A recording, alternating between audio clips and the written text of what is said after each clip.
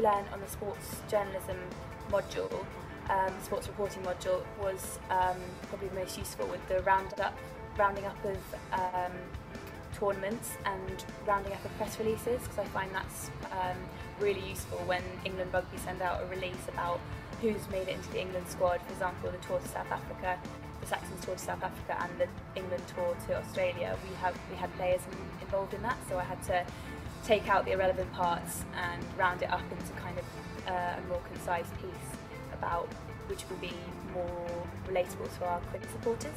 So that's a really important skill that I learned. Another thing was how important social media is and the impact that can have on your journalism career, because obviously it's a platform that's growing and growing, and it's fantastic for talking to new audiences and getting in touch with new people, and making sure that your content reaches the right people. So I think that was a really important part of what's helped me along at Quins from the course.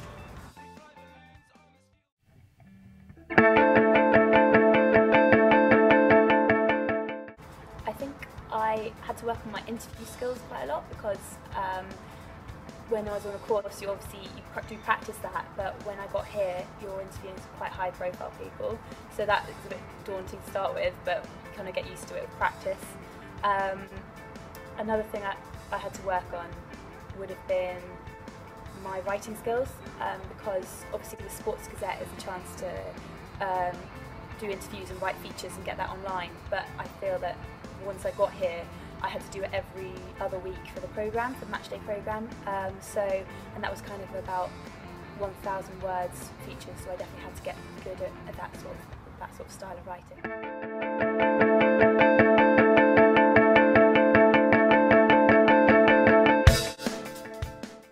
It's good.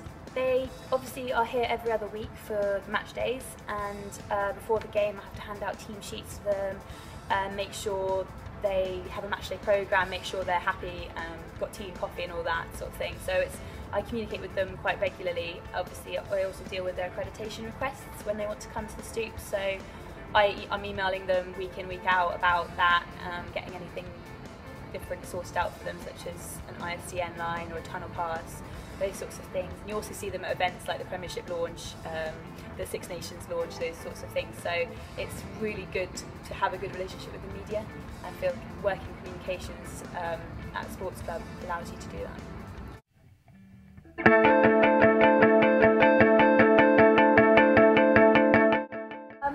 So it kind of depends whether it's a home game week or an away game week. So if it was a home game, it's really busy.